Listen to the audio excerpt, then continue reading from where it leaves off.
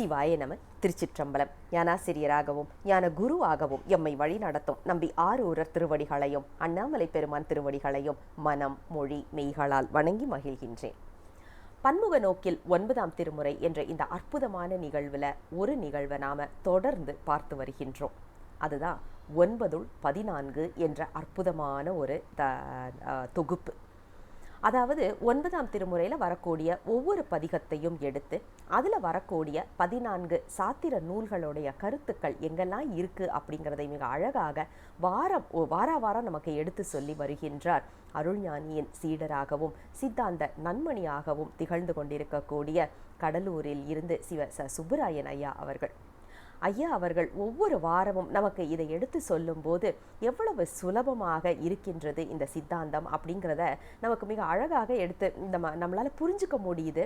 அதாவது நம்ம சொல்லுவோம் தெரியுமா, ரிலேட் பண்ண முடியுதுன்னு, அந்த மாதிரி ரிலேட் பண்ணக்கூடிய அளவில் மிக எளிமையாக நமக்கு எடுத்து சொல்லி வருகின்றார்கள். அந்த அமைப்பில் இன்று 27வது தொகுப்பு, அதாவது 9ஆம் திருமுறையில் வரக்கூடிய 26வது திருப்பதிகம், திருவாலி அமுதனார் அருளி செய்த கோயில் திருப்பதிகத்துக்கு வரக்கூடிய பதிகம். அதில் வரக்கூடிய சித்தாந்த கருத்துக்களை பார்க்கலாம். ஐயாவிடம் மேடையை ஒப்படைக்கின்றேன். சிவாய நம. திருச்சிற்றம்பலம்.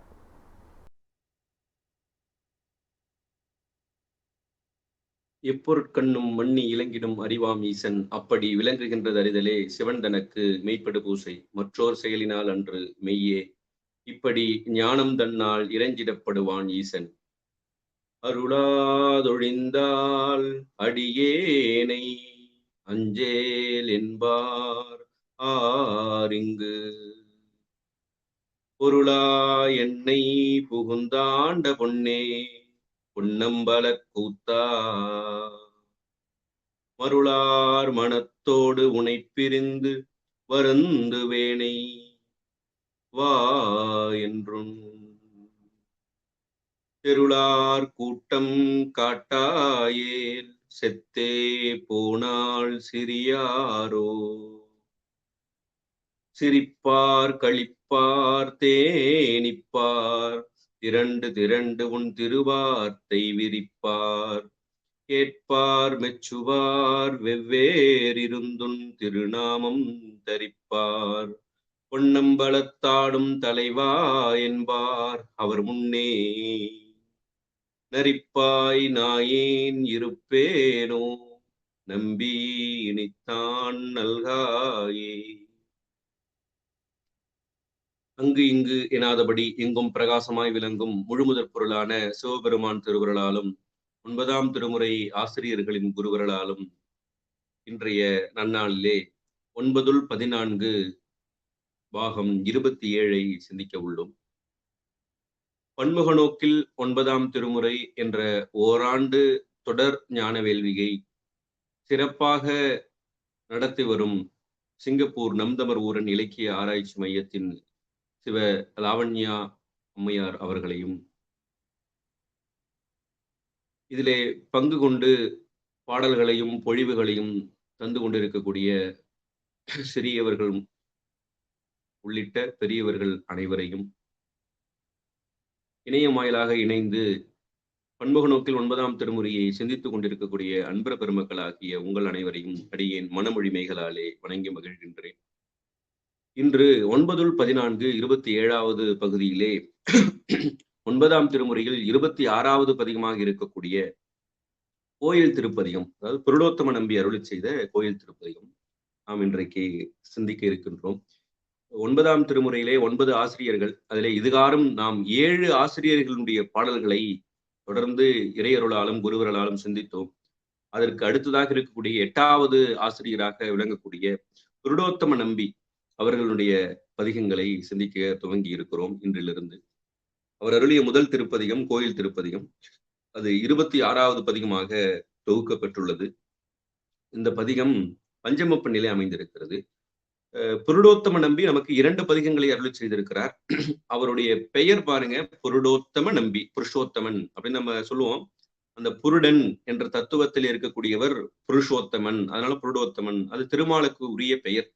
ஆகையால் அந்த பெயரை வைத்துக் கொண்டு அவர் வைணவ குலத்தில் பிறந்திருக்க கூடும் என்று சிலர் கருதுகிறார்கள். அதற்கு வேறு எந்த சான்றுமே இல்லை. அந்த பெயரை வைத்து மட்டும் அவ்வாறு சொல்லப்படுகிறது. அ இருக்கட்டும். இந்த பதிகம் அந்தாதி அமைப்பிலே நமக்கு அருளிச் செய்கிறார். மிக அற்புதமான அந்த பதிகத்தை அருளி இருக்கிறார் புருடோத்தம நம்பி அவர்கள். இந்த பதிகம் தில்லைப் பெருமானை காதலித்த தலைவியும், அவளை வளர்த்த செவிலித்தாயும் தில்லைப் பெருமானை நினைந்து அரற்றியவாறாக அருளிச் செய்யப்பட்டது. இந்த பதிகம் முழுவதும் 11 பாடல்களும் அவ்வாறுதான் அருளிச் செய்திருக்கிறார்.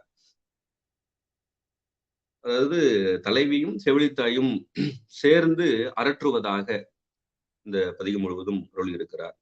9-14 என்று பார்க்கும் பொழுது இந்த பாடல்களுள் எவ்வாறு சித்தாந்த கருத்துக்கள் இருக்கின்றன என்பதை ஓரளவுக்கு சுட்டு காட்டுவதற்கு தான் இந்த பதிவினுடைய நோக்கமாக இருந்து வருகிறது என்பதை நாம் அனைவரும் அறிந்திருக்கக்கூடும். சரி, முதல் திருப்பாடல். திருச்சிற்றம்பலம். வாரணி நறுமலர் வண்டு கெண்டு பஞ்சமம் செண்பக மாலை மாலை வாரணி வனமுலை மெலியும் வண்ணம் வந்து வந்திவை நம்மை மயக்குமாளோ சீரணி மணி திகழ் மாடம் ஓங்கு தில்லை அம்பலத்தெங்கள் செல்வன் வாரான் ஆரனை அருள் புரிந்தஞ்சல் என்பார் ஆவியின் பரம் எந்தன் ஆதரவே. சிற்றம்பலம். முதல் பாடலிலே நமக்கு புருடோத்தம நம்பி என்ன அருள் இருக்கிறார் என்று நாம் பார்க்கும் பொழுது, வண்டுகள் ஒலிக்கும் தேன் ஒழுகுகின்ற அழகிய வாசனை மலர்களும் அழகிய செண்பக மலர் மாலையும் மாலை காலமும் ஆகிய இவையெல்லாம் கச்சு அணிந்த அழகிய என் முளைகள் மெலிந்து போகுமாறு பலகால் வந்து நம்மை மயங்கச் செய்யும். இது தலைவியினுடைய கூற்றாக அமைந்திருக்கிறது. இந்த சூழல்கள் எல்லாம் இவ்வாறு செய்கின்றன என்று தலைவி எடுத்து சொல்வதாக இந்த பாடலை அருளியிருக்கிறார். அதற்கு அடுத்ததாக என்ன சொல்றார் இந்த பாடல்ல அப்படின்னு சொல்லி பார்க்கும் பொழுது, சிற்றம்பலத்தில் உள்ள எங்கள் செல்வனாகிய கூத்த பெருமான் அருள் புரிய வரமாட்டான் அப்படின்னு சொல்றார். வரமாட்டான். என் மீது கருணை கொண்டு என்னை அஞ்சாதே என்று சொல்கின்றவர் யாவர் உள்ளார்? யாருப்பா என்னை பயப்படாத அப்படின்னு சொல்றது யார் இருக்கிறா அப்படின்னு சொல்லி கேட்பதாக அமைத்திருக்கிறார். அப்படின்னா என்ன பொருள்? யாரும் இல்லை என்பது பொருள். அப்ப என் உயிருக்கு பாதுகாப்பாய் உள்ளது எனது அன்பு ஒன்றேதான். இந்த ஆதரவு அப்படின்னு சொன்னா விருப்பம் என்பது பொருள். அந்த காதலினுடைய தன்மையை இந்த பாடல்ல எடுத்து காட்டுகிறார். இதுல பாருங்க, ஆரெனை அருள் புரிந்து அஞ்சல் என்பார் அப்படின்னு கேட்கிறாரு இல்லையா? இது நம்முடைய அப்பர் தேவாரத்துல எத்தாயர் எத்தந்தையர் எச்சுற்றத்தார் எம்மாடு சும்மாடாம் ஏவர் நல்லார் செத்தால் வந்து உதவுவார் ஒருவர் இல்லை, ஒருவரும் இல்லை அப்படின்னு பொருள் அங்க. அதுதான் இங்க சொல்றாரு. ஆரெனை அருள் புரிந்து அஞ்சல் என்பார். அப்பர் தேவாரத்தோட நம்ம ஒப்பிட்டு பார்க்கலாம். இதுல இன்னொரு பொருள் என்ன? அஞ்சல் என்பார் அப்படின்னா நீ பயப்படாதப்பா அப்படின்னு சொல்றது யாரு இருக்கா எனக்கு அப்படின்னு சொன்னா சிவபெருமானை தவிர வேற யாரும் இல்லை என்பது பொருள். இதை நம்முடைய சொக்கநாத வெண்பா, அதுவும் நமக்கு சாத்திர நூல் தான், தர்மயாதின குருமுதல்வர் அருளி செய்த ஒரு அற்புதமான ஒரு நூல். ஏன்னா நம்முடைய நம்தமர் ஊரன் இலக்கிய ஆராய்ச்சி மையத்தில் இந்த பன்முக நோக்கில் 9ஆம் திருமுறைக்கு பிறகு சொக்கநாத வெண்பாவை சிந்திப்பதற்கு தான் அம்மையார் நமக்கு அன்பு செய்தியை அனுப்பியிருந்தார்கள். ஆகவே அந்த சொக்கநாத வெண்பாவில் 26வது பாடல் உணர்த்தில் உணர்வேன் உணர்த்தாயேல் நாயேன் அது சொல்லிட்டு அப்புறம் சொல்றாரு, கணத்தும் உணரும் வகை காணேன். நீ உணர்த்தலன்னா எந்த வகையிலும் நான் உணரும் வகை காணேன். அதனால என்ன பயப்படாத, அஞ்சல் என்பார் அருள் புரிந்து ஆர் ஏனை. அதான் சொல்றாரு, உணர்த்தில் உணர்வேன் உணர்த்தாயல் நாயேன் கணத்தும் உணரும் வகை காணேன். உணர்த்தி என்னுள் பூண்ட மல மாயை கண்மம் போக்கி சிவானந்தத்து ஆண்டருள்வை சொக்கநாதா என்று அந்த பாடலிலே அருளி செய்கிறார். நமக்கு ஏன் அச்சம் வருகிறதுன்னா நம்மிடத்தில் இருக்கக்கூடிய மலங்கள் காரணமாக அச்சம் வருகிறது. அதனால இதையெல்லாம் நீக்கி சிவானந்தத்து ஆண்டு அருள்வை சொக்கநாதா என்று அங்கு குருநாத சம்பந்தர் அருளி செய்வார். அதுதான் இங்க அஞ்சல் என்பார் யார்? உன்னை தவிர யாரும் இல்லை, ஒருவரும் இல்லை என்பதுதான் பொருள். இது அப்பர் தேவாரத்தோடும் சொக்கநாத வெண்பாவோட நம்ம பார்க்கலாம். சரி, அடுத்தது 2வது திருப்பாடல். திருச்சிற்றம்பலம். ஆவியின் பரம் எந்தன் ஆதரவும் அருவினை ஏனை விட்டம்ம அம்ம பாவிவன் மனம் இது பையவே போய் பணிமதி சடையரன் பாலதாலோ நீவியும் நெகிழ்ச்சியும் நிறையழிவும் நெஞ்சமும் தஞ்சம் மீளாமையாளே ஆவியின் வருத்தமிதார் அறிவார் அம்பலத்தரு நடம் மாடுவானே. திருச்சிற்றம்பலம். இந்த பாடலிலே நம்முடைய புருடோத்தம நம்பி தில்லை சிற்றம்பலத்தில் உயிர்களுக்கு அருள் புரியும் பொருட்டு ஆனந்த கூத்து ஆடுகின்றவன் பெருமான். அப்படிப்பட்ட பெருமானே, என் உயிருக்கு பாதுகாப்பாய் இருக்கும் எனது பாசமும், அப்புறம் சொல்றாரு எனது பாசமும், அப்புறம் கொடு வினையேனாகிய என்னை விட்டு நீங்க. கொடு வினையேன் அப்படி சொல்லிக்கிறார். ஆன்மாக்கள் எல்லாம் நம்ம வினை வசத்தால் நம்ம கட்டப்பட்டிருக்கிறோம். அதுதான் கொடு வினையேனாகிய என்னை விட்டு விட்டு நீங்க பாவியேனுடைய வன்மையான மனமானது. அந்த மனம் எப்படி சொல்றாரு? வன்மையான மனமானது என்ன பண்ணுதான்? மெல்லவே போய் குளிர்ச்சி பொருந்திய சந்திரனை தரித்த சடையை உடைய சிவபெருமானிடத்து சேர்கின்றது. இந்த மனம் எங்க போகுதுன்னு சொல்றாரு பாருங்க. சிவபெருமானிடத்து சேர்கின்றது. அது தலைவி கூற்றாக அமைத்திருக்கிறார். இது என்ன அதிசயம்? ஏன்னா வேறு ஆதரவு ஒன்றும் இல்லாமையால், எனக்கு வேற யாரும் இல்ல, உற்றார் ஆர்வலரோ உயிர் கொண்டு போகும் பொழுது குற்றாலத்துறை கூத்தன் நல்லால் நமக்கு உற்றார் ஆர்வலரோ அப்பர் தேவரை நம்ம பொறுத்து பார்க்கலாம். அப்ப வேறு ஆதரவு ஒன்றும் இல்லாமையால் ஏற்பட்ட சோர்வும் மன உருக்கமும் மன உறுதியின் அழிவும், உன்னை தவிர வேற யாரும் இல்லை எனக்கு, ஏன்னா சிக்கனை பிடித்தேன்னு மணிவாசகர் சொல்றாரு. அப்ப மனத்தின் தன்மையும் உயிருக்கு உண்டான துன்பமும் ஆகிய இவற்றை யார் அறிவார்? உன்னை தவிர வேற யாரு அப்ப அறிய முடியும்? நீ மட்டும்தான் அறிய முடியும் அப்படின்னு சொல்றாரு. இதுல இந்த அம்பலத்து அருநடம் ஆடுவானே அப்படின்னு சொல்றாரு இல்லையா, அது அடுத்த பாடல்ல வரும். ஏன்னா அந்தாதி அமைப்பில் வருது இல்லையா. அம்பலத்து அருநடம் ஆடுவானே என்பது அடுத்து தொடக்கத்துல வரும். அம்பலத்து அருநடம் ஆட அப்படின்னு. அந்த அருநடம் என்பது அருமையான நடம், அதாவது அரிதற்கு அரிதானது. அதே வேளையில அது அருள் நடம். இரண்டு வகையிலும் அது பொருள் செய்யப்படுகிறது. இதுல ஆவியின் வருத்தம் இது ஆறு அறிவார் அப்படின்னு சொல்றாரு இல்லையா. அது என்ன வருத்தம்? அப்ப உயிருக்கு என்ன வருத்தம் அப்படின்னு சொன்னா இது நம்ம சாத்திர கண் கொண்டு பார்க்கணும். சாத்திர கொண்டு பார்க்கணும்னா அனுபவ நூலாக இருக்கக்கூடிய கலிச்சப்படியார்ல 40வது பாடல்ல சொல்றாரு, திருக்குறளை வைத்துக் கொண்டு உயவந்த தேவனாயினார். வேண்டுங்கால் வேண்டும் பிறவாமை என்றமையால் வேண்டின் அகுது ஒன்றுமே வேண்டுவது வேண்டினது வேண்டாமை வேண்ட வரும் என்றமையால் வேண்டிடுக வேண்டாமை வேண்டும் அவன் பால் என்பது கழிச்சுப்படியார். அப்ப என்ன வருத்தம் இங்க சொல்றாரு? ஆவியின் வருத்தம் இது ஆர் அறிவார் அப்படின்னு கேட்பதாக இருந்தால் அவரை தவிர வேற யாரும் அறிந்து கொள்ள முடியாது. அப்ப வருத்தம் என்ன அப்படின்னு சொல்லி கேட்டா அதுக்குதான் நமக்கு சாத்திர கண் கொண்டு பார்க்கணும். எப்போதுமே நம்ம தோத்திரமும் சாத்திரமும் நமக்கு 2 கண்கள். அப்ப தோத்திரத்தை நாம் சிந்திக்க வேண்டும் என்று சொன்னால் சாத்திர கண் கொண்டு பார்க்கணும், சாத்திரத்தை சிந்திக்க வேண்டும் என்றால் தோத்திர கண் கொண்டு பார்க்கணும். அப்ப இங்க என்ன சொல்றாரு? இறைவனிடம் ஏதாவது நம்ம கேட்கும் போது என்ன கேட்கணும்? பிறவாமை வேண்டும்னா நம்மளுடைய காரைக்கால் அம்மையார் கேட்பதாகவும் நமக்கு தெய்வ சேக்கிழார் அருள் இருப்பார். மீண்டும் இவ்வுலகத்தில் பிறவாமல் இருக்க வேண்டும் என்பதையே கேட்க வேண்டும். அதான் திருவள்ளுவரும் சொல்றார், பிறவாமை ஆகிய ஒன்றையே வேண்டி பெற வேண்டியது. அப்ப பிறவாமை என்பதுதான் வருத்தம். ஏன்னா அது பிறவி பெரும் கடல். கடல்ல நம்ம தத்தளித்து நீந்து கொண்டிருக்கிறோம் அப்படின்னு சொன்னா அது எவ்வளவு பெரிய வருத்தம் என்பது ஒவ்வொரு உயிரும் நம்ம அனுபவித்துக் கொண்டிருக்கிறோம். மிகப்பெரிய வருத்தம் அதுவே. அந்த பிறவியாகிய பெருங்கடலை தத்தளிக்கிறோம் இல்லையா, அதுதான் வருத்தம். அந்த வருத்தத்தை போக்குவதற்கு உரியவர் சிவபெருமான் ஒருவரே. அதான் சொல்றாரு, உலகப் பொருள்களில் வைத்த அவாவினை அறுத்தலாலேயே அந்த பேரும் பெறப்படும். அந்த பிறவாமை என்ற பேர் எப்ப பெறப்படும்? உலகப் பொருள்ல வைத்த அந்த அவாவை அறுத்தலாலே ஏற்படும். அப்ப இறைவனிடம் நாம் அனைவரும் என்ன வேணும்? பிறவாமைக்கு காரணமாகிய அவா அறுத்தல் ஒன்று மட்டுமே வேண்டி பெற வேண்டியது. நம்முடைய ஆசைக்கு அளவில்லை. அது பின்னாடி ஒரு பாடலையும் சொல்ல போற. அப்படி அந்த வருத்தம் என்பது என்ன அப்படின்றத நம்ம களிற்றுப்படியாரில் இருந்து பார்க்கிறோம். அடுத்தது 3வது திருப்பாடல். திருச்சிற்றம்பலம். அம்பலத்தரு நடம் மாடவேயும் யாது கொள் விளைவது என்றஞ்சி நெஞ்சம் உம்பர்கள் வன்பழியாளர் முன்னே ஊட்டினர் நஞ்சை என்றேயும் உய்யேன் வன்பல படையுடைய பூதம் சூழ வானவர் கணங்களை மாற்றி அங்கே என் பெரும் பயலமை தீரும் வண்ணம் எழுந்தருளாயங்கள் வீதியூடே. சிற்றம்பலம்.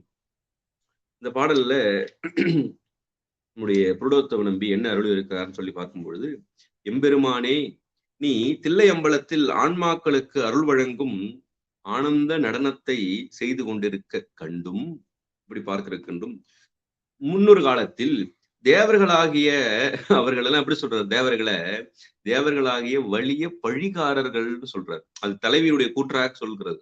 தலைவனை பார்த்து சொல்றாரு, பழிகாரர்கள் அந்த நஞ்சை உண்ணச் செய்தார்கள்.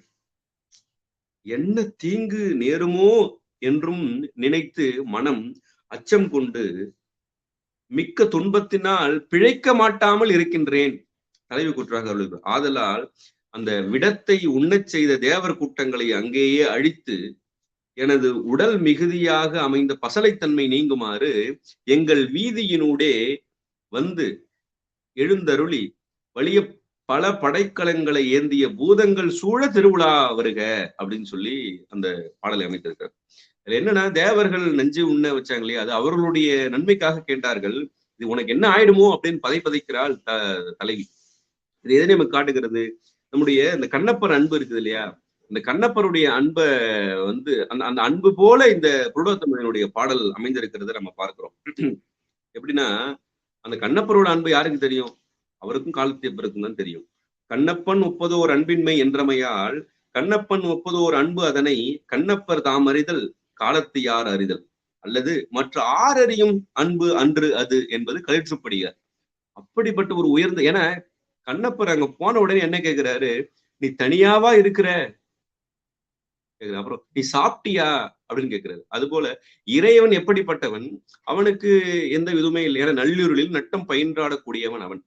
அவனை பார்த்து நீ தனியாவா இருக்கிற அப்படின்னு சொல்லி கேட்கிறார். நீ சாப்பிட்டியான்னு கேட்கிறாரு. இது அன்பினுடைய மிகுதிப்பாடு.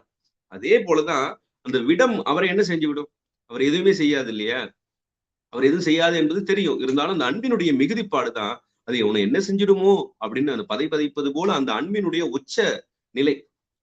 அதனால நீ அவர்களெல்லாம் விட்டு, தேவர்களை விட்டுட்டு பூதகணங்களோட இருங்க, பூதம் சூழ அப்படின்னு சொல்றாரு இல்லையா. அந்த பூதம் சூழ அப்படின்னு சொன்னா பூத பரம்பரை, அப்ப இந்த உலக மக்கள் என்பதை நம்ம வைத்துக் கொள்ளலாம், அல்லது அடியார் பெருமக்கள் என்பதை சொல்லலாம். ஆனா திருக்கூட்ட சிறப்புல சொல்லும் போது அந்த பூதம் அப்படின்னு இந்த அடியார் திருக்கூட்டங்கள் அல்லது சிவகணங்கள் என்று வைத்துக் கொள்ளலாம்.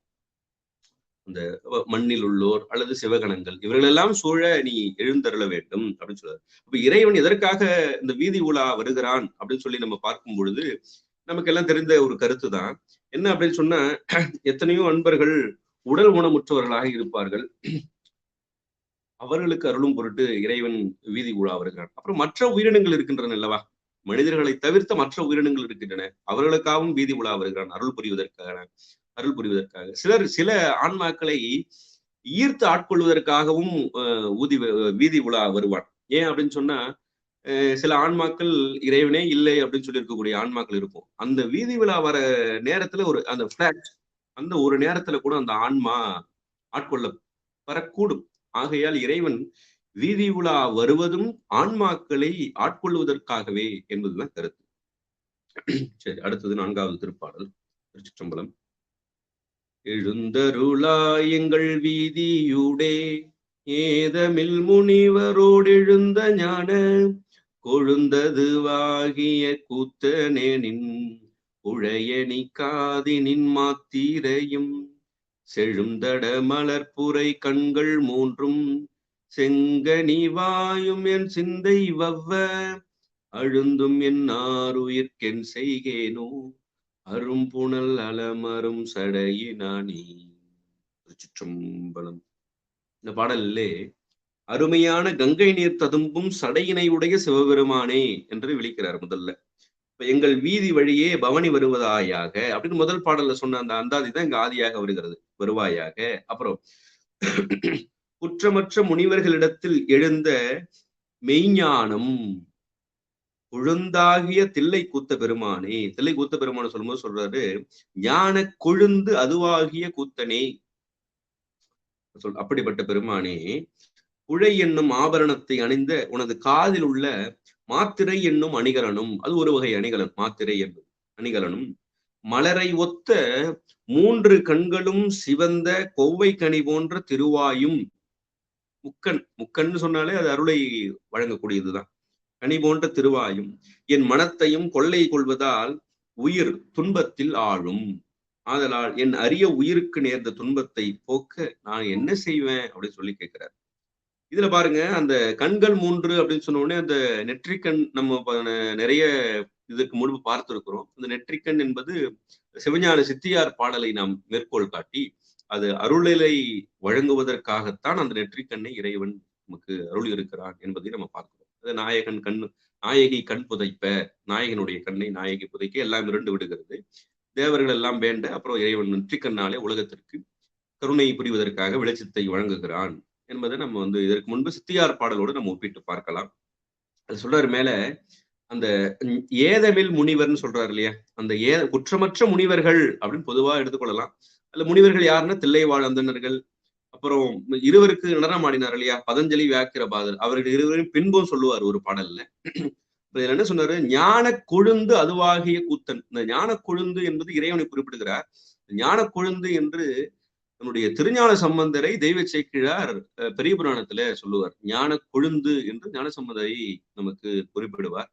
அந்த ஞான கொழுந்து அப்படின்னு சொன்னா என்ன அப்படின்னு சொல்லி நம்ம பார்க்கும் பொழுது, அதாவது இந்த சிவபிரகாசத்துல 69வது பாடல் ஏன் ஞான கொழுந்துன்னா, ஞானசம்பந்தரின் ஞான கொழுந்துன்னு ஏன் சொல்றாங்கன்னா, அந்த ஞானத்தின் இயல்பு என்ன, அந்த ஞானத்தினுடைய இயல்பு என்ன அப்படின்னு சொல்லி நம்ம பார்க்கும்போது சிவபிரகாசத்துல 69வது பாடல்ல நாம் தெரிந்து கொள்ளலாம். ஞானத்தினுடைய இயல்பு, அதாவது பல்நிறம் கவரும் தொன்மை படிக நீடு ஒளியும் பன்மை மண்ணிலங்கு இயல்பும் தந்த வளரொளி போல வையம் தன்னகம் பயிலும் நல் சித் சடங்களின் தன்மை தாவா நல் நலம் பெற நிறைந்த ஞானமே ஞானம் என்பர். அதுதான் அந்த ஞான கொழுந்து. அதாவது படிகம் தன்னை அடுத்த பல பொருள்களின் நிறங்களையும் தன்னிறமாக கொள்ளும்படி செய்கிறது. மேலும் அந்நிறங்களை விட்டு தனது சொந்த நிறத்தையே கொள்கிறது. அதை விட்டு தன்னுடைய சொந்த நிறத்தை கொள்கிறது. இவற்றை படிகம் பெறும்படி செய்வது எது? சூரிய ஒளி. ஆயினும் சூரிய ஒளியில் அவற்றின் தன்மைகளை பொருந்துவது இல்லை. சூரிய ஒளியில அது இல்லை. Like that. அதே போல உலகத்தில் காரியப்படும் சித்தும் சடமுமாகிய பொருள்கள் சிவஞானத்தை பொருந்தியே தொழிற்படுகின்றன. ஆயினும் சிவஞானம் இவற்றின் தன்மைகளை பொருந்துவது இல்லை. அப்படிப்பட்ட ஞான கொழுந்து இறைவன். அதுதான் இப்ப இவனுக்கு எந்த தன்மையும் பாதிப்பு வராது என்பதுதான் இந்த சிவஞானமே உயிர்கள் முத்து இன்பம் பெருமாறு எங்கும் பரிபூரணமாய் விளங்குகிறது என்ற சிவபிரகாசத்திலையும் நமக்கு எடுத்து காட்டுகிறார். அந்த கண் மூன்றும் சொன்னா அது மூன்றுமே அருட்கண் என்பதை நம்ம தெரிந்து கொள்ள வேண்டும். சரி, அடுத்தது 5வது திருப்பாடல். திருச்சிற்றம்பலம். அரும்புணல்லமரும் சடையினானை அமரர்கள் அடிபணிந்தரற்ற அண்ணால் பெரும்புறம் எரி செய்த சிலையின் வார்த்தை பேசவும் நெய்யும் என் பேதை நெஞ்சம் கருந்தட மலர்புரை கண்ட வண்டார் காரிகையார் முன்பு என் பெண்மை தோற்றேன் திருந்திய மலரடி நசையினாலே தில்லையம்பலத்தெங்கள் தேவ தேவி. திருச்சிற்றம்பலம். இந்த பாடலிலே தில்லையம்பலத்தில் தோன்றிய எங்கள் தேவதேவனே, பெரிய தடாகத்தில் பூத்த கருங்குவளை மலரை ஒத்த கரிய கண்டத்தை உடையவனே. அந்த கரிய கண்டம் என்பது நம்ம ஏற்கனவே சொன்னார், தேவர்கள் அந்த வேண்ட அந்த அமுது உண்டதால் வந்தது. இது எல்லாம் தேவர்களுடைய நேயர் விருப்பமாக கேட்கப்பட்டது. அவர்கள் எல்லாம் அவர் நினைத்திருந்தால் அந்த சுவடு இல்லாமல் செய்திருக்கலாம் இறைவன். ஆனா ஏன் அந்த கரிய கண்டம்னா, தேவர்கள் எல்லாம் வேண்டினார்களாம், இறைவா பின்னொரு காலத்தில் இவ்வாறு பின்னடி வரக்கூடிய தேவர்கள் எல்லாம் அந்த பார்க்கடலை கடைய அந்த அமுது வரும் என்று நினைக்கலாம். அதுக்கு ஒரு ஐடென்டிபிகேஷன் வேண்டும். பின்னாடி வரக்கூடியவர்கள் எல்லாம் இப்படி ஒரு பார்க்கடல் கடைஞ்ச அமுது வராது, நஞ்சுதான் வரும் என்பதை தெரிந்து கொள்ள வேண்டும். பின்பு வரக்கூடிய ஆன்மாக்களின் பொருட்டு நீங்கள் இவ்வாறு இருக்க வேண்டும் என்று நேய விருப்பமாக கேட்டதற்கிணங்க அவர் அந்த கரிய கண்டமாக காணப்படுகிறார். இல்லைன்னா அது பெரிய ஒரு சுவடு தெரியாமல் இருந்திருக்க கூடும். சரி, அந்த கரிய கண்டத்தை உடையவனை அரிய கங்கை நீர் ததும்புகின்ற சடையினை உடைய உன்னை தேவர்கள் முற்காலத்தில் அடிபணிந்து அசுரர்களின் கொடுமைக்கு ஆற்றாது அழுது முறையிட, அதுக்குதானே முறையிடுகிறார்கள் அந்த திரிபுரம் எரித்த போது. அப்ப என்ன பண்றாரு, முப்புறத்தை எரித்தார். அப்ப திரிபுரத்தை எரித்தற்கு ஏந்திய மேருமலையாகிய உனது வில்லை போன்ற புருவத்தின் அழகினது புகழை நான் பேசவும் எனது பேதை மனம் வருந்தும். தலைவி கூற்றாக அருளியிருக்கிறார். அப்ப திருத்தமாக அமைந்த உனது தாமரை மலர் போன்ற திருவடி மீது கொண்ட விருப்பத்தினால் வளையல் அணிந்த மகளிரின் முன்பு எனது பெண்மை குணங்களை தான் இழந்து விட்டேன் என்று சொல்றார். இந்த பாடல்ல நமக்கு தெரிந்து கொள்ள வேண்டிய செய்தி என்னன்னா, அந்த முப்புறம் எரித்து சொல்றாரு இல்லையா, முப்புறம் எரித்தல் என்பது மும்மல காரியம். சித்தாந்த கருத்து திருமூலர் சொல்லுவார், முப்புறமாவது மும்மல காரியம் என்று நமக்கு அருள் செய்வார். இப்ப ஆணவம், கண்மம், மாயை ஆகிய 3 மலங்களை நமக்கு நீக்குவது, போக்குவதுதான் அந்த முப்புறம் எரித்ததனுடைய தத்துவம் என்பதை நாம் தெரிந்திருக்கிறோம். அப்புறம் கருந்தட மலர்புரை கண்ட வானவர், அந்த கண்டம் கருத்தது கருணை, அது நம்ம இப்ப பார்த்தோம். அது கருணையாலதான் இறைவன் அதை செய்தான். அப்புறம் திருந்திய மலரடி நசையினாலே, உன்னுடைய திருவடியின் மீது அடையக்கூடிய விருப்பத்தாலே காரிகையார் முன்பு என் பெண்மை தோற்றேன் என்பது பெண்மை சொல்வதாக சொல்றார். அப்ப இறைவன் மீது நாம் விருப்பத்தோடு இறைவனுடைய திருவடியை அடைய வேண்டும் என்று சொன்னால் ஆன்மாவினுடைய தற்போதத்தை இழக்க வேண்டும். அப்ப நம்முடைய தற்போதம், யான் எனது என்று சொல்லக்கூடிய தற்போதத்தை நாம் இழந்தால், புறப்பற்று அகப்பற்று, மமகாரம் அகங்காரம் என்று சொல்லக்கூடிய அந்த தற்போதத்தை இழந்தால் மட்டுமே இறைவனுடைய திருவடியை அடைய முடியும் என்பதை நாம் தெரிந்து கொள்ள வேண்டும். அப்புறம் தேவதேவே என்று அருள் செய்கிறார்.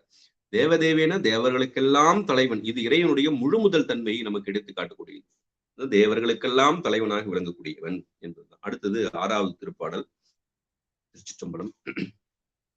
தில்லை அம்பலத்தெங்கள் தேவ தேவை தேறிய அந்தனர் சிந்தை செய்யும் எல்லையதாகிய எழில்கொள் சோதி என்னுயிர் காவல் கொண்டிருந்த எந்தாய் பள்ளையார் பசும் தலையோடிடறி பாதமென் மலரடி நோவணி போய் அள்ளினில் அருநடமாடில் எங்கள் ஆறுயிர் காவல் இங்கரிதுதானே. சிற்றம்பலம். இந்த பாடலிலே இல்லை அம்பலத்தில் எழுந்தருளிய எங்கள் தேவதேவனை, தேவர்களுக்கெல்லாம் தலைவனாக விளங்கக்கூடிய சிவபெருமானை இறைவன் என்று மனம் தெளிந்த 3000 அந்தணர்கள் இடைவிடாமல் நினைக்கின்ற அளவினை உடையதாகிய, அதான் தேறிய அந்தணர்கள் சிந்தை செய்யும். இந்த சிந்தை செய்யும்னா இடைவிடாது நினைத்தல். இடைவிடாது நினைத்தல்னா நம்ம ஏற்கனவே முன்பு சிந்தித்திருக்கிறோம். எண்ணெய் ஒழுக்கு போல, இப்ப நம்ம மேலிருந்து ஒரு தண்ணீரை ஊற்றினால் நடுவுல பபிள்ஸ், அந்த கேப்லாம் இருக்கும். அப்படி இல்லையா, எண்ணெய் ஒழுக்கு போல தைலதாரை என்று சொல்லுவார்கள். அப்படி இறைவனை இடைவிடாது நினைக்க வேண்டும். அதுதான் தேறிய அந்தனர் சிந்தை செய்தல் என்பது. அதுதான் சொல்லக்கூடிய நிலை. இப்ப தேறிய சிந்தனர்னா ஞானத்தில் தெளிந்த அந்தணர்கள். அந்த தேறுதல் என்பது ஞானத்தில் தெளிந்த என்பது பொருள். அந்தணர்கள் எண்ணெய் ஒழுக்கு போல இடைவிடாது சிந்தனை செய்யும் அந்த தன்மையை நாம் புரிந்து கொள்ள வேண்டும். அவை இடைவிடாமல் நினைக்கின்ற அளவினை உடையதாகிய அழகியை கொண்ட ஒளி வடிவமானவனே. ஒளி வடிவமானவன். ஒளிக்கும் இருளுக்கும் ஒன்றே இடம் என்று குடிக்கவில சொல்லும்போது ஒளி என்பது இறைவனுக்கு சொல்லப்பட்டது. எனது உயிரை பாதுகாத்தலாகிய தொழிலை மேற்கொண்டிருக்கும் எனது தந்தையே, பற்களோடு கூடிய பசுமையாகிய தலை ஓட்டையை ஏந்தி கால் தடுக்கி உனது மெல்லிய தாமரை மலர் போன்ற திருவடி வருந்துமாறு நீ மயானத்திற்கு சென்று இருளினில் அருமையாகிய திருநடனத்தை ஆடினால் இவ்விடத்தில் எங்களுடைய அரிய உயிரை காப்பாற்றுவது அரிதே என்று சொல்வார். நீ போய் இடுகாட்டிலே ஆடுகிறாய், இடுகாட்டில் ஆடும்போது சாம்பல் பூசி தான் ஆடு கொண்டிருப்பாய், அந்த நேரத்தில் ஆடுகிறாயே தனியாக அப்படின்னு சொல்லி தலைவியினுடைய கூற்றாக அருள் இருக்கிறார். அந்த இடுகாட்டில் ஆடுதல் என்பது பேரூழி காலத்தில் இறைவன் ஆடக்கூடிய நடனம். இறைவனுடைய திருக்கூத்து தான் அதுவும். நள்ளிருளில் நட்டம் பயின்றாடும் நாதனே என்றால் நமக்கு மணிவாசகர் அருள் இருப்பார். அப்புறம் எந்தாய்ன்னு சொல்றாரு இல்லையா, எந்தாய்னா என்னுடைய தந்தை தாய் அப்படின்னு சொல்றல. இப்போ அம்மையப்பரே உலகுக்கு அம்மையப்பர் என்று நமக்கு அருள் செய்யுது. அப்ப நமக்கு இறைவன் இந்த பிறவியில இந்த உடம்புக்கு தாய் தந்தையர் இருக்கிறார்கள். ஆனா எல்லா பிறவியிலும் நம்முடைய ஆன்மாவாகிய நமக்கு தாய் தந்தையராக இருப்பது சிவபெருமான் ஒருவரே. அதுதான் சித்தாந்த கருத்து. எந்தாய் என்று அருள் செய்திருக்கிறார். சொன்னார் இவர் 5 வழி புரிகிறார் என்பதை நம்ம பார்க்கிறோம். ஆனா இத ஒரு குறிப்பு சித்தாந்த நோக்கோட நம்ம சிந்திப்பதனால எங்க இறைவன் நமக்கு காவல் புரிகிறார் என்பதை ரொம்ப ஒரு இடம் நமக்கு உமாபதி சிவம் அருளிய சித்தாந்த அட்டகத்துல போற்றி பகருடை என்று ஒரு நூல். அந்த நூல்ல 17வது கண்ணியில அருளி இருப்பார். எங்க அவர் காக்கிறாருன்னு சொல்றாரு பாருங்க. காவல் கொண்டிருந்து அப்படின்னு சொல்ற, என்னுயிர் காவல் கொண்டிருந்தன, எங்க அவர் காவல் கொண்டிருக்கிறார் நம்ம பார்ப்போம். இந்த உலகத்துல நம்ம காக்கிறாரு, நம்ம பார்த்து கொண்டிருக்கிறோம். போற்றி பகருடையில உமாபதி சிவம் அருளுகிறார் பாருங்க, காய கருக்குழியில் காத்திருந்தும் காமியத்துக்கு ஏய கை கால் முதலாம் எவ்வுறுப்பும் அப்படின்னு அந்த பாடல்ல சொல்றோம்.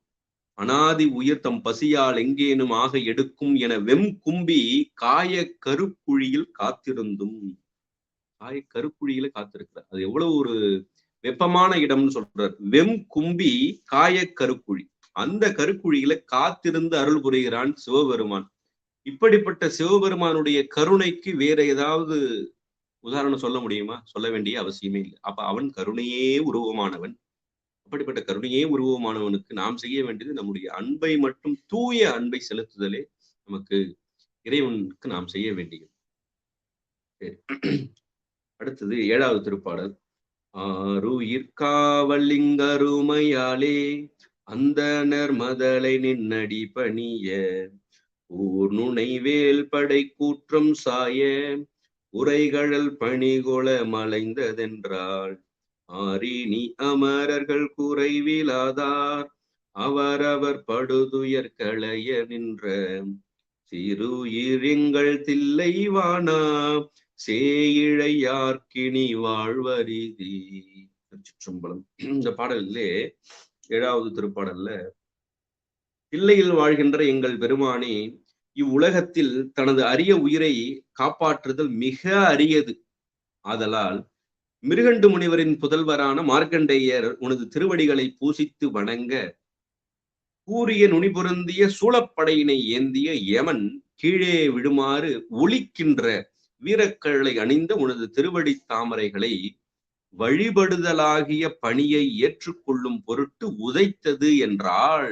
அப்ப நம்ம எப்போதுமே ஒரு பூஜை செய்து கொண்டிருக்கிறோம் என்று சொன்னால் எப்போதும் அந்த இறை சிந்தனையிலே இருந்து அந்த பூஜையை செய்ய வேண்டும். அவ்வாறு செய்யும் போது நமக்கு எந்த இடரும் வராது.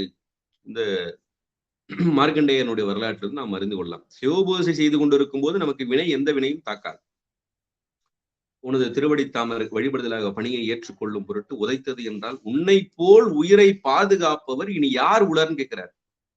உன்னை போல உயிரை பாதுகாக்கக்கூடிய பாதுகாவலர் வேற யாரும் இல்லை அப்படின்னு சொல்றாரு. காய கருக்குழியிலிருந்து, பிறந்ததிலிருந்து, வளர்ந்ததிலிருந்து, திரும்ப கடைசி காலம் வரைக்கும் திரும்பி ஒவ்வொரு பிறவியிலும், ஒவ்வொரு நேரத்திலும், ஒவ்வொரு க்ஷணத்திலும், ஒவ்வொரு வினாடியிலும் இறைவன் நம்மை காத்து கொண்டிருக்கிறான் என்பதை நம்ம புரிந்து கொள்ளணும். வேற யாரும் சிவபெருமானை தவிர வேறு யாரும் இல்லை என்பதை புரிந்து கொள்ளணும். தேவர்களும் குறை நீங்கியவர்கள் ஆனார்கள். எல்லாருக்கும் இறைவன் அருள் கருணை புரிகிறான். அவரவர்கள் அடைகின்ற துன்பங்களை நீக்குவதற்காக முற்பட்டு நின்ற சிறந்த உயிருக்கு உயிரானவரே. மாதர் இனி காதலால் மாய்வதே அன்றி உயிர் வாழ்தல் அரிதாகும் என்பது செவிலியினுடைய தலைவியினுடைய கூற்றாக அமைத்திருக்கிறார் என்பதை நம்ம பார்க்கிறோம். இதுல அந்தணர் மதலை என்பது நமக்கு தெரியும். மார்க்கண்டேயர் இந்த வேல்படை கூற்றம் சாய, அப்ப சிவபூஜை செய்திருக்கும் போது யமன் வந்தான் என்றால் அவன் காமனை காலால் உதைத்த அந்த வரலாறு எல்லாம் நமக்கு தெரியும். அதனாலதான் இன்னைக்கும் திருக்கடவுர் சென்று அந்த 60ஆம் திருமணம் 70ஆம் திருமணம் எல்லாம் செய்து கொண்டு வருகிறார்கள். ஆனா உண்மையிலே அந்த சிவபூசை செய்ய வேண்டும் என்பதுதான் கருத்து. அந்த சிவபூசையில் இருக்கும் பொழுதுதான் இறைவன் நம்மை காப்பான். ஏன்னா நமக்கு எப்போதும் அந்த உலக வாதனை இன்றி அந்த சிவ சிந்தனையில் இருக்கும் பொழுது இறைவன் நம்மை நிச்சயமாக காப்பான். உலகப்பற்றோடு இருக்கும்போது இந்த ஆன்மா இந்த உலகப்பற்றிலே விருப்பப்படுகிறது என்றுதான் நம்மளுடைய விருப்பத்திற்கு மாறாக அவன் எதையும் செய்ய மாட்டான். அதையும் நம்ம புரிந்து கொள்ள வேண்டும். இந்த படுதுயர் களையன்னு சொல்லலாம். துயர் என்பது நம்மிடத்துல இருக்கக்கூடிய குற்றமாகிய மலங்கள். இந்த மலங்கள் தான் அது படுதுயர் என்பது. அப்புறம் என்ன சொன்னாரு? சீர் உயிரேன்னு சொன்னார். அந்த சீர் உயிரேன்னு இறைவனை விழிக்கிறார். அப்படின்னா என்ன? சிறந்த உயிருக்கு உயிரானவர் சிவபெருமான் ஒருவரே. ஏன்னா உற்றார் யார் உள்ளவரோ எந்த நேரத்திலும் கடைசி நேரம் வரைக்கும் நமக்கு யார் இருக்கிறான்னு சிவபெருமான் ஒருவன் தான், வேற யாரும் இல்லை. எத்தாயர் எத்தந்தையர் எச்சுற்றத்தார் எம்மாடு சும்மாடான்னு சொன்னார். ஆனா அவன் தான் அம்மையப்பரே உலகுக்கு அம்மையப்பர் கழிற்றுப்படியார். அப்பன் நீ அம்மை நீன்னு அப்பரே நமக்கு பின்பும் அருளி செய்வார். இந்த சிறந்த உயிருக்கு உயிரானவர்னா ஒவ்வொரு உயிரோடும் ஒவ்வொரு ஆன்மாக்களோடும் இறைவன் ஒன்றாய் வேறாய் உடனாய் நின்று அருள் புரிகிறார். இதுதான் உயிருக்கு உயிராக விளங்கக்கூடிய தன்மை.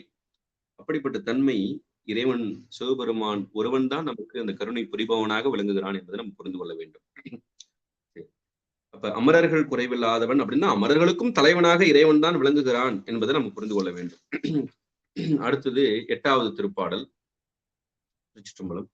சேயிழையார்க்கினி வாழ்வரிது திருச்சிற்றம்பலத்தெங்கள் செல்வனே நீ தாயினும் மிக நல்லை என்றடைந்தேன் தனிமையை நினைகிலை சங்கராவுன் பாயிரும் புலியதலின் கூடையும் பைய மேல் எடுத்த பொற்பாதமும் கண்டே இவள் இழந்தது சங்கம் ஆவா எங்களை ஆளுடை ஈசனையோ.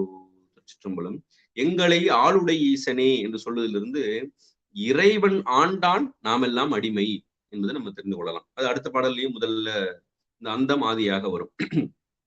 இப்ப இந்த பாடல்ல எங்கள் செல்வனேன்னு சொல்றாரு. எங்கள் செல்வனேன்னு ஞான செல்வன், இறைவன் தான் ஞான செல்வனாக விளங்கக்கூடியவன். தாயினும் மிக நல்லைன்னு சொன்னார். தாயினும் மிக நல்லைன்னா பால் நினைந்தூட்டும் தாயினும் சால பரிந்து அப்படின்னு சொல்றாங்க இல்லையா. இந்த உடலுக்கு, அதாவது ஒரு தாய் எத்தனை ஆன்மாக்களுக்கு தாயா இருப்பா உலகத்துல அப்படின்னா, ஒரு குழந்தை 2 குழந்தை, இன்றைய காலகட்டத்துல அதிகபட்சம் 4 குழந்தை அப்படி. ஆனா ஒவ்வொரு ஆன்மாவிற்கும் இது உடலுக்கு, அந்த உடல் ஒவ்வொரு உடலுக்கும் தாயாக விளங்குகிறாள் அவள். இறைவன் எப்படிப்பட்டவன்? ஒவ்வொரு ஆன்மாவிற்கும் புள்ளிலிருந்து திருமால் வரை ஓர் உயிர் ஆன்மாவிலிருந்து தேவர் வர்க்கத்தில் இருக்கக்கூடிய திருமால் வரை அனைத்து ஆன்மாக்களுக்கும் தாயாக விளங்குகிறான். அது மட்டுமா, இது உடலுக்கு இவள் உலகத்திலே சொல்ல, அது ஒவ்வொரு உயிருக்கும்னா எல்லா பிறவியிலும் அவன் தான் தாயாக விளங்குகிறான். அப்புறம் சொல்றாரு தாயினும் மிக நல்லைன்னு சொன்னார் இல்லையா. இது எப்படி தாயினும் மிக நல்லை? திருமந்திரத்துல தாயினும் மும்மலம் மாற்றி தயா என்னும் என்று அருளி செய்வார். அப்படின்னு என்ன பொருள்னா, தாயை விட சிறந்தவளாக விளங்குகிறார். எப்படி அப்படின்னு சொன்னா, தாய் இந்த உடலிலே இருக்கக்கூடிய ஒரு மலத்தை நீக்குகிறாள். ஆனா இறைவனாகிய தாய் நம்முடைய உயிரிலே இருக்கக்கூடிய 3 மலங்களை நீக்குகிறான். அதுதான் தாயினும் மும்மலம் மாற்றி என்று திருமந்திரத்திலே திருமூலர் அருளி செய்வார் என்பதை நம்ம பார்க்கிறோம். அப்புறம் சங்கரா என்று அருளி செய்தார். சங்கரா அப்படின்னு சொன்னா சுகத்தை செய்பவன் என்பது பொருள். அப்ப சுகம் செய்பவன் சொல்ல உடனே சங்கரா அப்படின்னு சொன்னா நமக்கு திருவருட்பயன்ல அந்த பாடல் நமக்கு நினைவுக்கு வரும். நலமிலன் நன்னார்க்கு நன்னினர்க்கு நல்லன் சலமிலன் பேர் சங்கரன் என்று உமாபதி சிவம் திருவருட்பயனிலே அருளி செய்வார். இப்ப இந்த 8வது பாடல்ல என்ன அருளி இருக்கிறார் அப்படின்னு சொன்னா,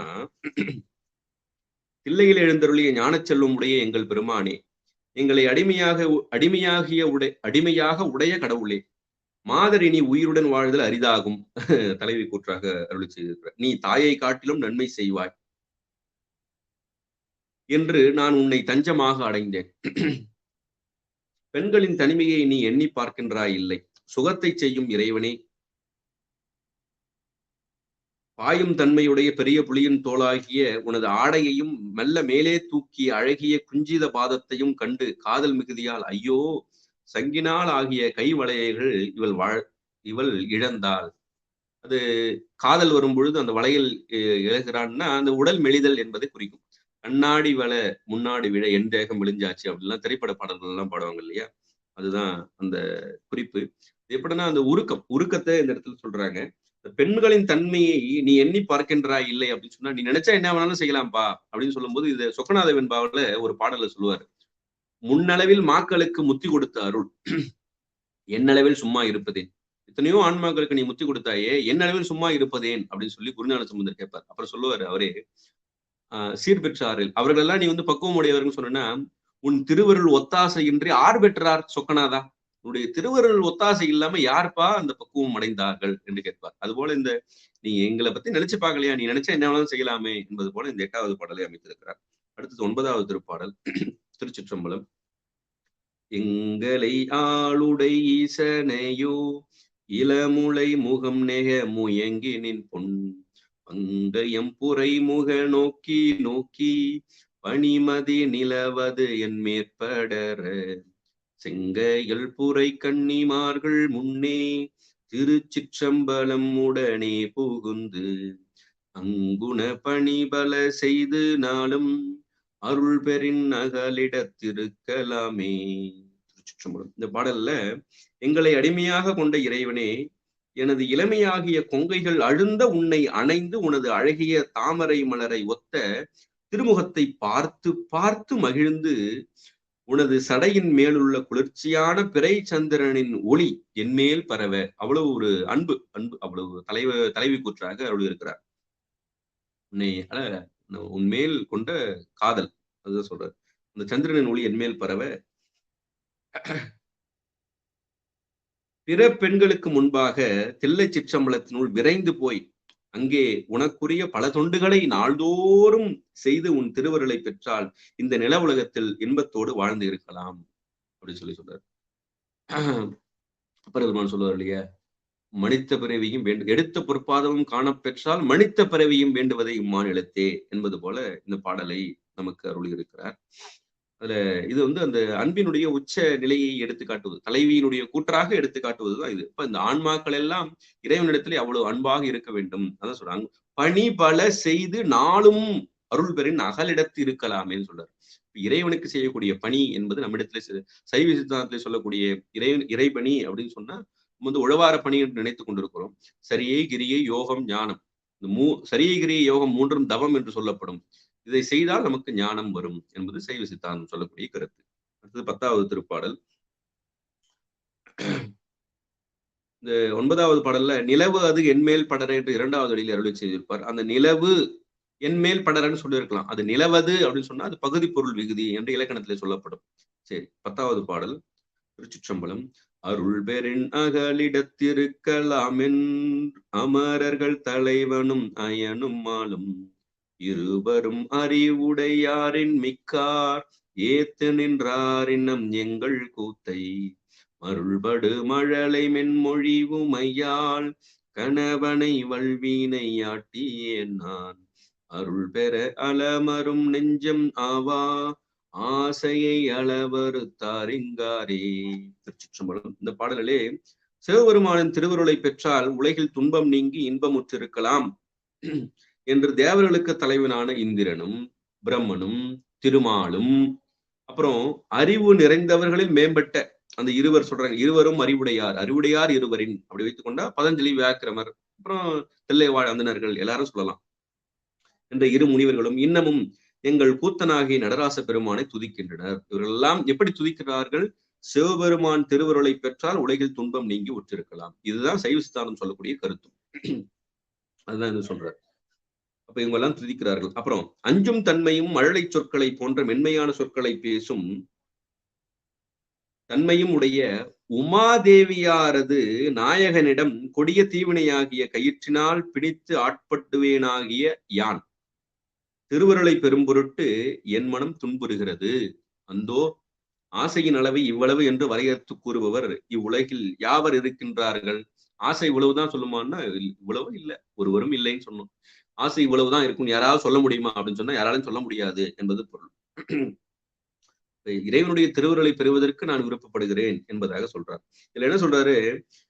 மொழி உமையால் கணவன் சொல்றார். அதுல சிவசக்தியை குறிப்பிடுகிறார். எப்போதுமே நம்ம இறைவன் ஞான நிலையில சொல்லும் பொழுது சிவாய நம, அந்த யா என்பது அந்த அதிசூக்கும பஞ்சாக்கரம் சொல்லும்போது சிவய சிவ, அது சிவய வசி என்று வரும். எகரத்துக்கு இருபுறமும் திருவருள், அதன் பிறகுதான் சிவம். அப்ப இந்த ஆன்மாவை திருவருள் தான் சிவத்திடம் இட்டு செல்லும். அதனாலதான் எப்போதுமே மொழி உமையால் கணவன் என்று சொல்றார். அடுத்து திருக்கடை காப்பிலும் அப்படிதான் சொல்லுவார். அந்த உமையால் கணவன் என்பது அந்த சிவசக்தி தன்மை. அதுதான் ஒவ்வொரு இடத்துலயும் சொல்லுவாங்க. சாத்திரத்திலும் தன்னிலைமை மண்ணுயிர்கள் தார, தன்னிலைமை மண்ணுயிர்கள் சார தரும் சக்தி பின்னமேலான் எங்கள் பிரான் திருவருட்பயன். சரி, அடுத்தது 11வது திருப்பாடல். சிற்றம்பலம். ஆசையை அளவறுத்தாரிங்காரே அம்பலத் தருநடம் நாடுவானை வாசனன் மலரணி குழல் மடவார் வைகளும் கலந்தெழு மாலை பூசல் மாசில மறை பல ஓது நாவன் வன்புருடோத்தமன் கண்டுரைத்த வாசக மலர்கள் கொண்டேத்த வல்லார் மலைமகள் கணவனை அனைவர் தாமே. திருச்சிற்றம்பலம். இதுல அருநடம் ஆடுவான், அது அருநடம், அது அருள் நடம். இந்த அருள் நடம் என்பது ஞான நடனம், ஆனந்த நடனம், அப்புறம் ஊன நடனம், இப்படி எல்லாம் இருக்கிறது. சூக்கும் ஐந்தொழில், தூள் ஐந்தொழில், அதிசூக்கும் ஐந்தொழில் இப்படி சொல்லப்படும். இப்படிப்பட்ட கூத்துகளை ஆடக்கூடியவன் இறைவன். சரி, இந்த பாடல்ல இந்த திருக்கடை காப்புல என்ன சொல்றாரு, ஆசை அளவின் எல்லையை வரையறுத்து சொல்லக்கூடியவர் இந்த உலகத்துல யாரும் இல்ல.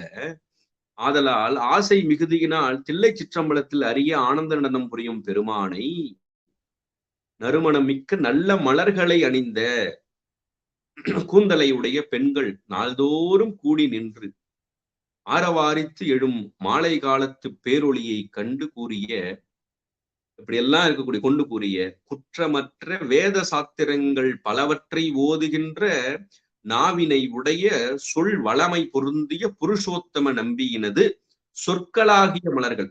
முதல்ல வாசனன் மலர் அப்படின்னு சொல்லி இரண்டாவது அடியில சொன்னாரு, வாசனை பொருந்திய மலர்கள்னு. கடைசி அடியில வாசக மலர்கள் அப்படின்னு சொல்றாரு இல்லையா, அது என்னன்னா அந்த சொற்களாகிய மலர்கள், அந்த மலர்கள் ஏதோ வாசக மலர்கள், திருவாசகம் மணி வாசகம் அப்படின்னு சொல்றோம் இல்லையா, அதுதான் அந்த வாசக மலர்கள். கொண்டு ஏத்த வல்லார், பாடல்களை கொண்டு இறைவனை துதிக்க வல்லவர்கள் மலையரசன் மகளாகிய பார்வதி தேவியாரின் கணவராகிய சிவபெருமானை அடைந்து இன்புறுவர்.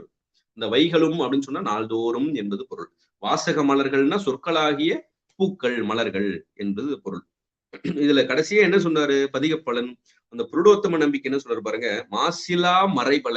அப்ப குற்றமற்ற வேதங்கள் பலவற்றை ஓதக்கூடிய நாவை உடையவன் நம்முடைய புருஷோத்தம நம்பி. அவர் அடியன் சொன்னதை புருஷோத்தமன் கண்டு உரைத்த வாசக மலர்கள் கொண்டு ஏத்த வல்லார் மலைமகள் கணவனை அனைவர் தாமே என்று பதிகப்பலனை திருக்கடை காப்பாக இந்த பாடல்களில் அருளி செய்திருக்கிறார். திருக்கடை காப்புல நமக்கு முன்னோடி காரைக்கால் அம்மையார், அவர்களை தொடர்ந்து நம்முடைய ஞானசம்பந்தர் நமக்கு ஒவ்வொரு பதிகத்திலையும் அருளி செய்வார். அதையே நமக்கு 9ஆம் திருமுறையில பல இடங்கள் சொல்றாங்க. இப்படி 9ஆம் திருமுறையில நிறைய பதிகங்கள் தலைவி கூற்றாக தான் அமைந்திருக்கிறது. அப்படி அமைந்த ஒரு பாடல் தான் இந்த பதிகமும். அப்படி அமைந்த ஒரு பதிகம் இந்த 26வது பதிகமும் புருடோத்தம நம்பி அருளி செய்வது. அப்ப மலைமகள் கணவனை அனைவர் தாமே என்பது பொருள் என்ன பொருள்னா, இந்த பாடல்களை எல்லாம் பாடினால் என்ன பலன் கிடைக்கும்னா, இறைவனுடைய அந்த பதம், இறைவன் தரக்கூடிய பதமுத்திகளில் ஒன்றை அடையலாம் என்பது பொருள். அதுதான் சைவ சித்தாந்த கருத்து என்று சொல்லி இந்த அளவிலே இன்றைய பொழிவை நாம் நிறைவுக்கு கொண்டு வருவோம். திருச்சிற்றம்பலம். நம்தமர் ஊரன் இலக்கிய ஆராய்ச்சி மையத்திற்கு நன்றி. அவர்கள் செய்யக்கூடிய அந்த சிவப்பணி தொடர்ந்து இன்னும் சிறப்பாக நடைபெற எல்லாம் அல்ல திருவருளையும் குருவர்களையும் நாம் அனைவரும் சேர்ந்து வேண்டி இந்த அளவிலே இன்றைய பொழிவை நாம் நிறைவு செய்கிறேன். திருச்சிற்றம்பலம். தென்னாடுடைய சிவனே போற்றி, எந்நாட்டவர்க்கும் இறைவா போற்றி, அண்ணாமலையும் அண்ணா போற்றி, கண்ணார் அமுத கடலே போற்றி, காவாய் கனகத்திரளே போற்றி, கையிலை மலையானே போற்றி போற்றி.